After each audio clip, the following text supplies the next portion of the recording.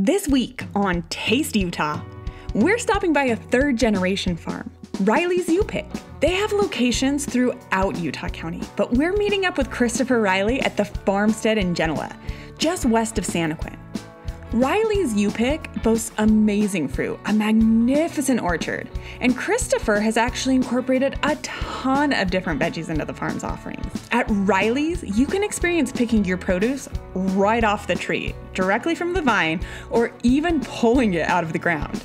There is nothing like fresh produce, grown with love, and that you've actually picked yourself. And Christopher, he's even growing heirloom tomatoes for our friend from last week, Ed Allred. Oh, you missed last week's episode? Well, check out our YouTube channel. Go get caught up. Farmers like Christopher, they're helping chefs in southern Utah and really all over Utah incorporate fresh, local produce on their menus. Chefs like Damon Munford at Anthera Restaurant in the Cliffrose Lodge, nestled at the entrance to Zion National Park in Springdale. Now, when you have views for days and hungry visitors from all over the world burning copious amounts of calories in the park, the culinary landscape, it's gotta be epic. Chef Munford is creating edible masterpieces with beautiful seasonal produce and truly celebrating the synergy between farmer and chef. It's basically a Taste Utah match made in heaven. Taste Utah is more than your typical food show. It's about local flavor, from roots through authentically Utah restaurants. It's the people and places that make Utah a dining destination. There's so much soil and earth to uncover and so many great Utah restaurants to savor. We bring you the stories and we spread the love. The best thing about Utah is the views along the way. They're not bad either. We're not afraid to get our hands a little dirty. Food is a necessity. It's how we create it and share it and experience it together that truly shapes our community. Whether you're choosing to dine at home, come into our restaurants, or even order delivery, you always have a seat at this table. Are you ready to taste Utah?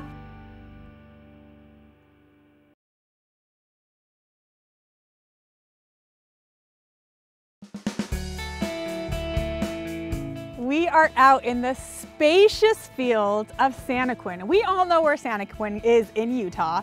It's basically between Nephi and Spanish Fork. When I'm on a road trip, that's how I know I'm officially gone. Santaquin. We're in the west part of Santaquin. It's actually Genoa. Beautiful view for days. The vibes out here are so fresh and so clean. We're at Riley's U-Pick. We're gonna speak with Christopher Riley. He's a third-generation fruit farmer, but they're not just harvesting and planting fruit here. We've got 16 kinds of peppers, we've got melons, pumpkins. You get to pick, you get to choose. Let's go meet Christopher, see what he's all about.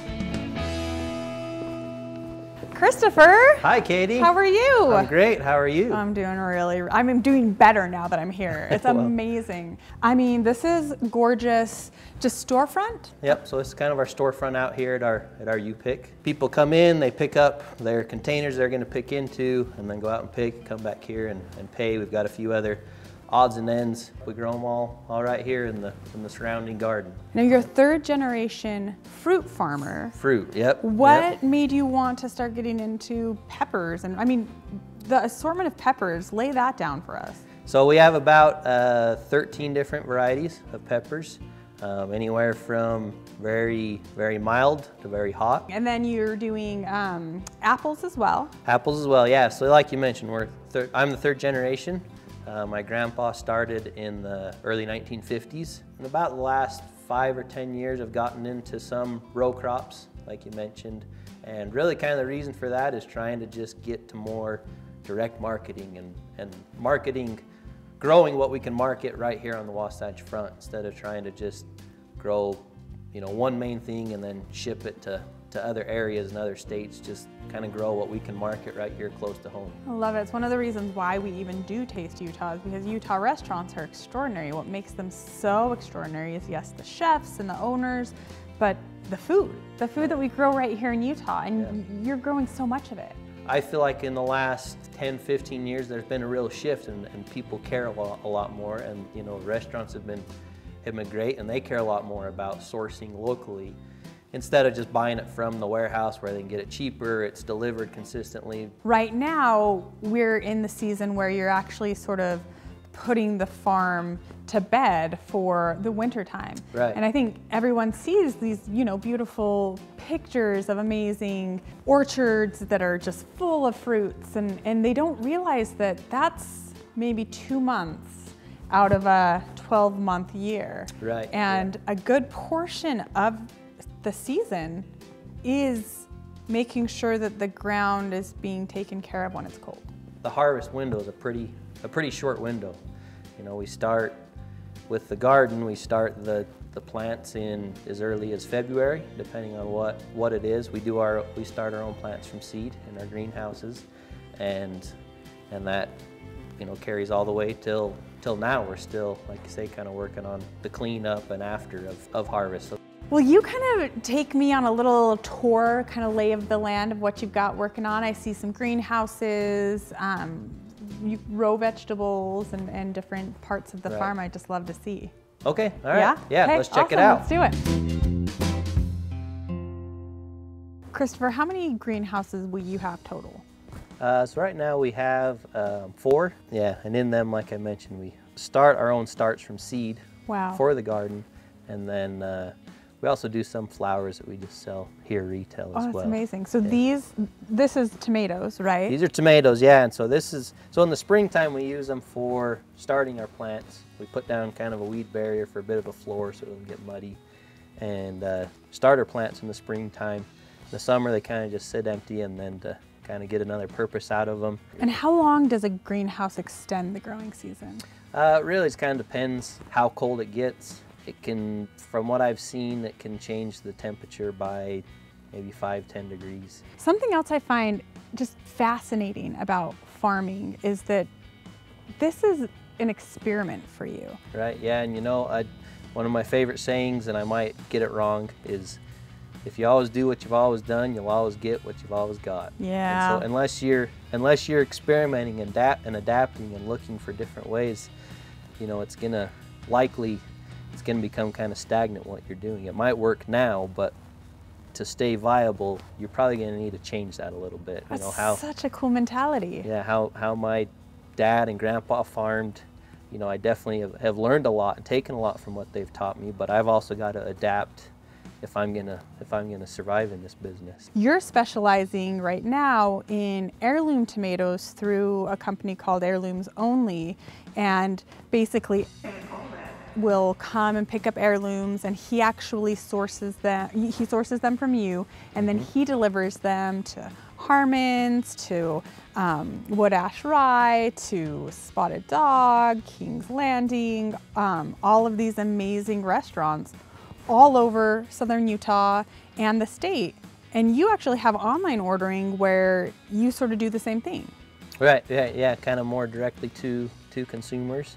But yeah, it's been helpful to have, you know, somebody like Heirlooms Only help with the distribution process, because that's something that I'm not really sure, a hurdle I'm not sure how to get over. Is I understand, you know, one restaurant can only handle so many tomatoes at once, and so with, you know, the growing side, but then trying to deliver to all of them, it creates a lot of complications. And so it's been nice to work with some other people, and, you know, like Heirlooms Only, and grow for them, and he kind of takes care of the distribution. That's been helpful for sure. Well, it's nice because then it allows you to focus on what you do so well, which is caring for your employees, caring for your farm, really nourishing this area and nurturing the soil so that you can then hand off to Ed, who then hands off to a chef that like nourishes our bodies, and we get to enjoy like the amazing. Right. Have you seen sort of a difference in the supply chain during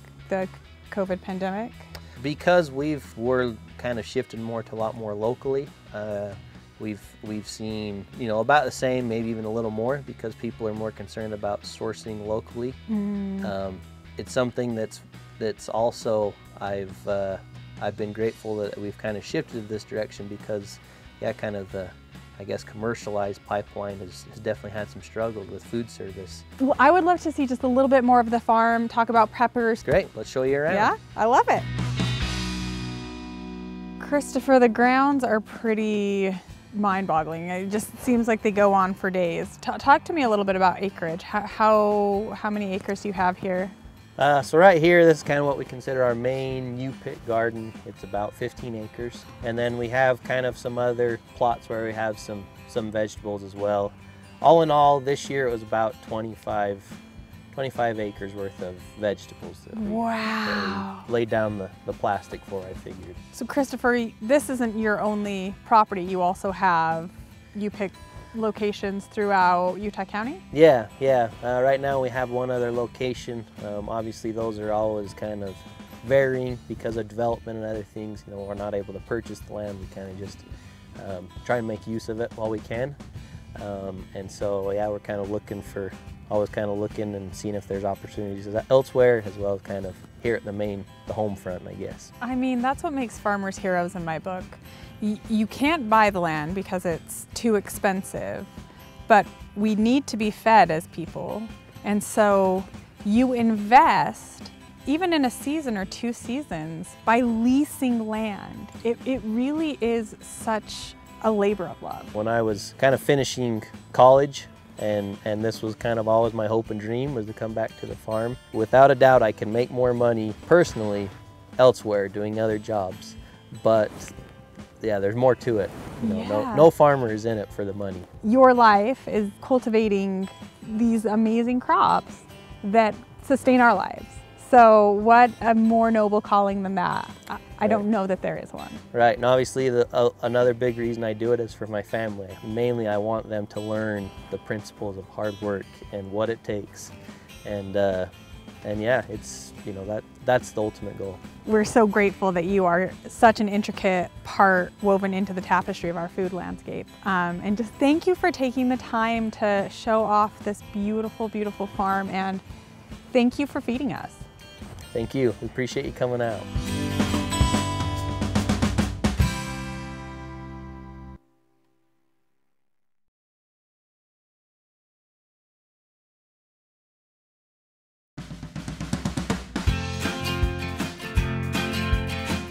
Oh, Springdale, Utah. We're at Cliffrose Lodge. I'm just gonna put my mask on. We're going to their dining establishment called Anthera. We're gonna meet Matthew. He's the general manager. I've heard this cuisine is extraordinary. We've got French cooking. We've got a culinary chef who is classically trained. And I've heard even a dining room by the river. Let's go check it out, should we?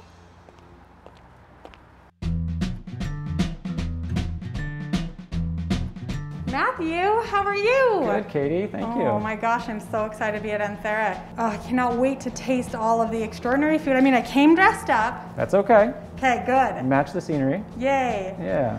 Scenery is beautiful. Hopefully there's going to be some food that's maybe rivals it. We might have a little bit. Yeah? Yeah, okay. I do got something special down by the river. Let me go show you. Yeah, awesome. Let's go. do it. This You way? bet.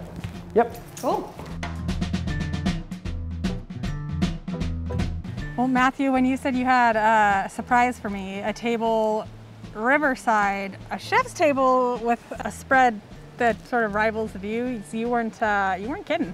Yeah, well, thank you, Katie. Appreciate It's amazing to be sitting here with you. Now, Matthew, you're the general manager of Anthera. Tell us what we have in front of us. So what you have in front of you is our vegan dish. It's spaghetti squash topped with our vegan meatballs. Oh. Romesco and pesto for the sauces. What's substituting the meatballs? The meatball is quinoa and garbanzo. And then this beautiful presentation. Yeah, that's our carnival squash, another vegan dish, stuffed with long grain black rice, peony mushroom, lion's mane mushroom. Now it looks like we've got some heirloom tomatoes from Heirlooms Only, which we stopped by that farm. It's up in San Quinn. Yes, correct. And what's the accoutrement? The cheese is goat cheese. Love it. On the tomatoes with pesto, balsamic glaze, and fresh basil. Beautiful. And then it looks like gnocchi with butternut squash. And correct. Some sage gorgonzola. and bacon and blue cheese. Blue cheese, love it. And then you've got something in front of you that's pretty much a staple, but it looks like you've put your stamp on it. Yeah, in Zion, after everybody hikes all day, they all come home looking for a burger. So we got a truffle onion jam, some fried provolone, and a deep fried tomato. Oh, it looks like we have a specialty cocktail flying in. Mm-hmm. Tell us what this is. So this is our Canyon Mule. It's a pecan whiskey, some local High West American Prairie bourbon, ginger beer, and fresh lime. Ah, it's beautiful. It's got a little candied pecan there. Yeah, and those are from the trees. There's a lot of pecan trees around here, which is why we went with that. The landscapes in southern Utah are sort of unparalleled. They're unrivaled really anywhere. So when the culinary landscape can match that, it's so nice. I love to come down to Zion and hike all day and get sweaty and dirty and grubby. And then I like to be able to go someplace where I can get dressed up and even wear heels, you know. I hike those hills so I can put on those heels. Absolutely. The grounds here are phenomenal. They're at the mouth of Zion Canyon. I mean, you pull out of your parking lot, right, you're going through the entrance. You've been in the industry around in Springdale a little bit. I've been here 6 years. Yeah. 6 years. What makes the restaurant a little different, a little unique? I mean, we're not just trying to turn and burn, which is a lot of places around here because there's so many guests, so many people that come through here that they really just want them in and out and spending their money. We want them to sit down and enjoy the experience and just provide as much local product as we can. Yeah, you are sourcing a lot of local Utah produce. What do you love about this area? I think what really makes this area is the river. I think that's a very hard thing to find in the desert. And to be able to sit in that river on a 100-degree day and have a beer, there's really not much better than that. Hilton is the hotel. Tell us a little bit about the standard there.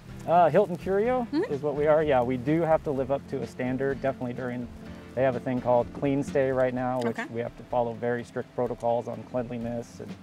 And so that's something, you know, that's always been in the industry, but it's even more rigorous now. As far as with the food, we do have a high bar to meet for Hiltons around the world. Yeah.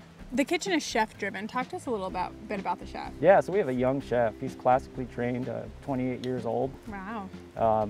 But he is motivated. We opened up after COVID, after the shutdown about 3 months ago, and me and him both, it's very hard to staff up here. We worked every day for 2.5 months, and he didn't complain once. So, wow. But he's, you know, it's hard to find somebody that's detail-oriented, and he definitely lives up to that standard. How have you been finding the climate of COVID to navigate? What are you doing to keep people safe? What do you feel like sets you apart? We definitely enforce masks, hand washing, gloves on everybody, and living up to the Hilton on its own is something that's going to protect everybody as well. I could keep eating this dish for days, but I would love to go into the kitchen and see the chef at work. Let's do it. Okay, let's do it. All right, this is so exciting to be back in the kitchen. Chef, you know, Matthew said you were a young chef, and you are, but one of great skill. I mean, the dishes that we just saw were amazing. Thank you. Yeah, what are you gonna make for us today? This, I'm going to be recreating the autumn gnocchi, the one that you saw down there by the river. Okay, fantastic. First things first. First things first. I start with butter. It is a browned butter sauce, and because most of my cuisine has to deal with French cuisine, butter, lots of butter. So I have to make sure that this butter actually cooks through thoroughly. That way it gets some nice brown bits where all the milk solids cook down, caramelized. Love it. A nice little trick that I like to do, always add a little bit of oil. Very French of you. Very. And it helps to raise that smoke point, making it so that it won't burn. And do you typically have gnocchi on your menu, and accoutrement always changes seasonally, or? That is actually something that I'm constantly incorporating into the restaurant, into my menu, is that my menu fluctuates with the seasons all the time. I'm actually currently going to be going through a radical change in some of the items that we have, just to incorporate the more fall and winter vegetables and fruits. Love it. I mean, we saw butternut squash on the table, we saw heirloom tomatoes, we saw spaghetti squash, a lot of root vegetables. So gnocchi is cooking away now in that browned butter.